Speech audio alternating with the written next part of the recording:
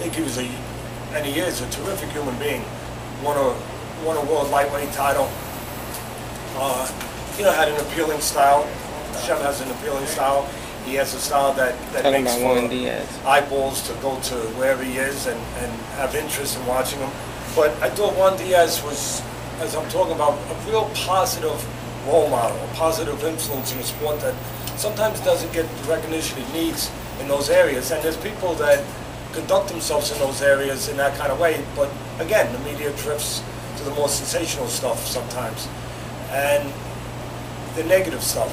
And I thought that the people with Juan Diaz could have just kind of hooked their wagon up a little bit more to the kind of human being that Juan was. I mean, going to college, there was just so many. He could have been a poster child for so many positive things in boxing that the public needs to know about. And he's done great, Juan Diaz. He's done terrific. But I thought his people could have done just a little more. And I'm not knocking them. They're good people. But they could have done a lot. They could have recognized that and done a little bit more.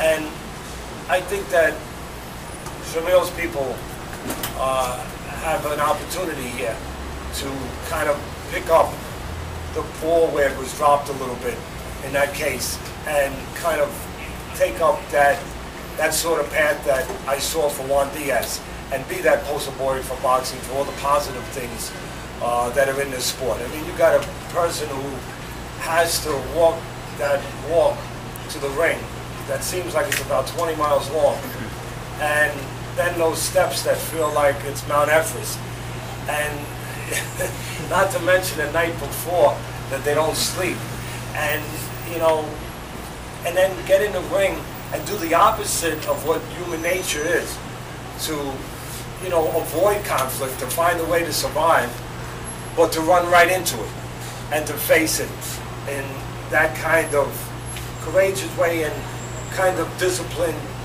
and sort of prepared way that is very unusual for people to do. I mean, for Christ's sakes, people in their workplaces, sometimes they might walk down the hallway and make believe they're drinking water in a water fountain and let the water run in their mouth for like 5 minutes, when all they're doing is waiting for somebody to pass by that they don't want to face. And here we have a business, we have a sport where they face everything. Things that most people would never face in a lifetime. And I can't say enough for the human being, not the fighter. I've already said enough about the fighter, but the human being that's here. And I think that we should help ourselves by helping him. We should help ourselves by attaching ourselves to his career, by moving forward with his career, because everything good that he represents is good for our sport, good for our young people out there, and good for us as an industry altogether, all along the board. So, again, I thank you for the donation that will help many people that can't help themselves, that the foundation is involved with every day. We have a 2.5-year-old boy. I wish I didn't have to say the whole thing, but a couple days ago, we got a request. He has terminal brain cancer. Oh, God. And his family, the father stopped working a year ago, which is common with these kind of things, to be with the son. The mom doesn't work, and they're getting beaten up by the things the bills that come, and they needed help to be with their son. They couldn't afford to even be with their son in the hospital. And Shemuel, your donation will be part of those parents being with their kid, along with all the other things that I just said.